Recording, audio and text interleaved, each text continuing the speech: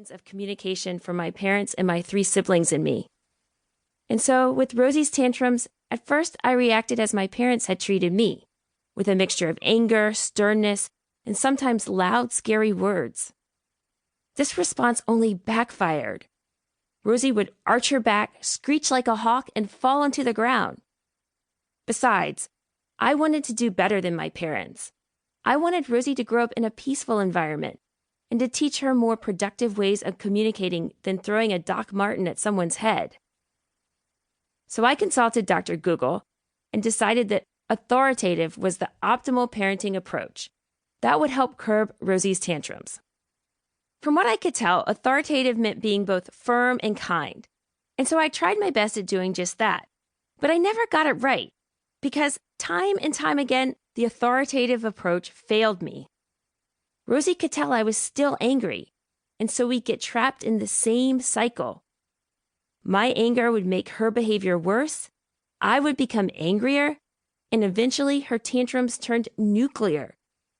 She'd bite, flail her arms, and start running around the house upturning furniture. Even the simplest of tasks, such as getting ready for preschool in the mornings, had turned into battle royales. "Can you please just put your shoes on?" I would beg for the 5th time. "No," she would scream, and then proceed to take off her dress and her underwear. One morning, I had felt so bad, I knelt down below the kitchen sink and screamed silently into the cabinets. Why is it all such a struggle? Why won't she listen? What am I doing wrong? If I were honest, I had no clue how to handle Rosie. I didn't know how to stop her tantrums, let alone begin the process of teaching her how to be a good person, a person who is kind, helpful, and concerned about other people. Truth is, I didn't know how to be a good mother. Never before had I been so bad at something that I wanted to be good at. Never before had the gap between my actual skill and the skill level I desired been so crushingly wide. And so there I was lying in bed in the wee hours of the morning, dreading the moment when my daughter, the beloved child I had spent many years longing to have, woke up. Searching in my mind for a way to connect with a small person who seemed many days like a raging maniac. Searching for a way out of this mess I had made. I felt lost. I felt tired.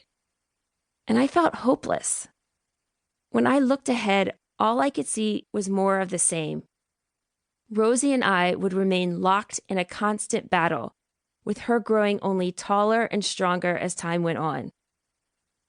But that wasn't what happened.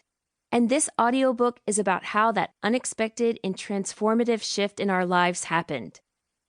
It began with a trip to Mexico, where an eye-opening experience led to other trips in different corners of the world, each time with Rosie as my travel companion.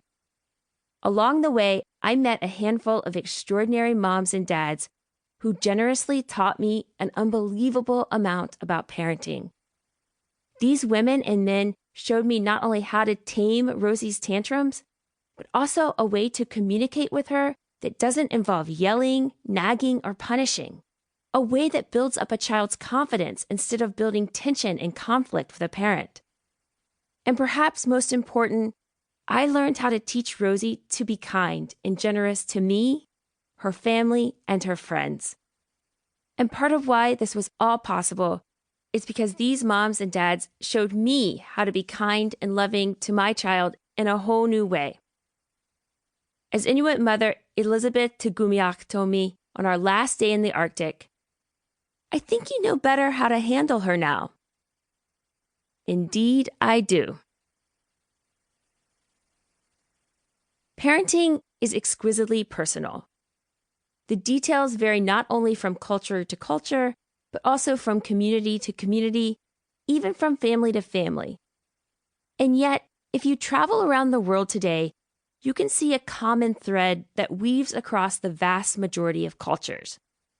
From the Arctic tundra and the Yucatan rainforest to the Tanzanian savanna and the Filipino mountainside, you see a common way of relating to children.